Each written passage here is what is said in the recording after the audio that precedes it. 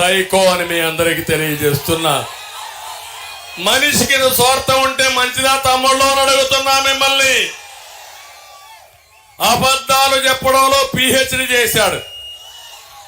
ఏ university చెప్పడు కానీ ఎంత ఘోరంగా ఉంటాడంటే బాధితుల్ని నిందితులు చేసి నిందితుల్ని బాధితులు చేసే రకం. బాబాయిని చంపాడా లేదా అని మిమ్మల్ని అడుగుతున్నా. చంపించారా లేదా అని మిమ్మల్ని అడుగుతున్నా. ఇప్పుడు కేసులు ఎవరి మీద? వివేకానంద రెడ్డి కూతురి పైన కేసులు పెట్టేశారు. ఇప్పుడు కొత్త చట్టం ఒకటి తీసుకొచ్చాడు.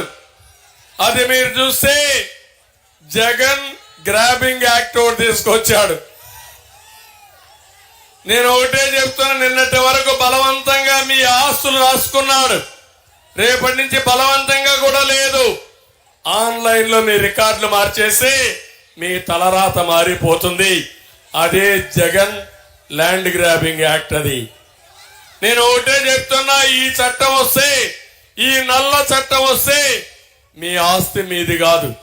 మీ ఆస్తికి ఓనరు ఎవరు? ఎవడైనా సిగ్గుండవుడైతే ఈయన భార్య వెళ్ళింది పులివెందలకి.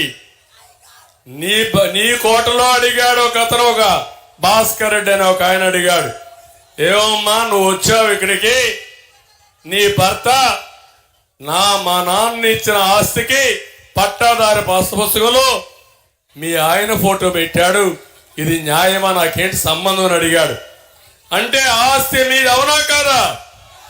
ఎవరిచ్చారు ఆస్తి? మీ తాతగారు ఇచ్చారు, మీ తండ్రి ఆస్తి, ఇప్పుడు మీ ఆస్తి. దాని మీద ఫోటోది ఎవరమా? Psycho photo. చూసారా ఫోటో? అంటే ఆ ముఖం చూడాలని నిద్ర రాస్తానే మీ పని. అంటే గొడ్డలు కనపడొస్తుంది, ఆయన చూడంగానే ఏం జ్ఞాపకం వస్తుంది? గొడ్డలు జ్ఞాపకం వస్తుంది. ఇంకా భయపడి ఇంట్లో పడుకోవాలి. అంటే నేను ఎందుకు ఇవన్నీ చెప్తున్నానంటే, ప్రజాస్వామ్యం అపహాస్యం చేశారు, భ్రష్టు పట్టించారు, అందరినీ బెదిరించారు, ఎక్కడికక్కడ మీ జీవితాలు నాశనం చేశారు.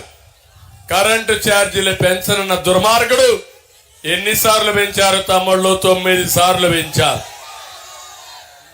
నేనున్నప్పుడు కరెంటు ఛార్జీలు పెరిగాయా అని అడుగుతున్నా మిమ్మల్ని. అది ఒక సమర్థమైన ప్రభుత్వం. ఇంకో పక్క పెట్రోల్ డీజిల్ పెరిగింది, ఇంకో పక్క నిత్యావసర వస్తువుల ధరలు పెరిగాయి.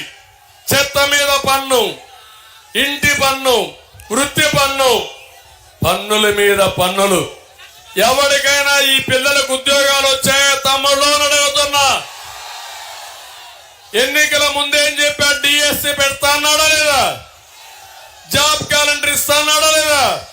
5 ఏళ్ళు అయిపోయిందా లేదా? ఇంక ఇస్తాడా? ఏమి ఇస్తాడు? ఇంక సస్తాడు, వెళ్ళిపోయాడు. ఇప్పుడు అంటున్నాడు నేనేదో ఆయన చంపేయడానికి ప్రయత్నం చేస్తున్నానంట. బుద్ధి జ్ఞానం ఉండాలా? హత్యా రాజకీయాలు నాకు తెలుసా తమ్ముళ్ళు అని అడుగుతున్నా. నాకు తెలిసింది అభివృద్ధి రాజకీయాలు. వీళ్ళు చేసేది హత్యా రాజకీయాలు. హత్యలు చేసి నేరాలు వేరే వాళ్ళ పైన పెట్టేసి తప్పించుకొని తిరిగే రకం. నేను చేసేది హత్యలు చేసిన వాడిని పోలీసుగా ఇన్వెస్టిగేషన్ చేసి బోనెక్కిచ్చే రాజకీయం నాది. ఆ విషయం గుర్తుపెట్టుకోండి. ఎప్పటికప్పుడు కళ్ళబొల్లే మాటలు, నాటకాలు ఆడుతూ, మొన్నే మీరు చూశారు ఎన్నికల ముందు గొడ్డలతో బాబాయిని చంపేసి నేరం నా మీదేసేదానికి ప్రయత్నం చేశారు. చూశారు కదమ్మా ఆ రోజు. కోడి కత్తి డ్రామా ఆడాడా లేదా? నేను పోయానంటే ఎయిర్పోర్ట్ లో ఆయన మీద కోడి కత్తి ఎత్తుకొని పొడి చేశానంట. నిన్న వచ్చాడు మళ్ళీ గులకరాయి. ఇప్పుడు పిల్లలందరూ బ్యాండేజ్ చేసుకొని వస్తున్నారు. ఏమయ్యాను అడిగా, నాకు కూడా గులకరాయి తగ్గించారు. ఇప్పుడు ఆయన గులకరాయి తీసే పరిస్థితికి వచ్చాడు. ఇప్పుడు మళ్ళా మాట్లాడుతున్నాడు, నేనేదో ఆయన చంపేయడానికి ప్రయత్నం చేస్తున్నానని ఆయన భార్య మాట్లాడుతుంది, ఆయన మాట్లాడతాడు, ఏటూ మాట్లాడతాడు. వీళ్ళకు ఒక తప్పుడు ప్రచారం అలవాటు అయిపోయింది. ఆ నోటికి గట్టిగా వాతేస్తే తప్ప, శాశ్వతంగా మూస్తే తప్ప సిగ్గురాని మనుషులని చెప్పి నేను మీకు తెలియజేస్తున్నా.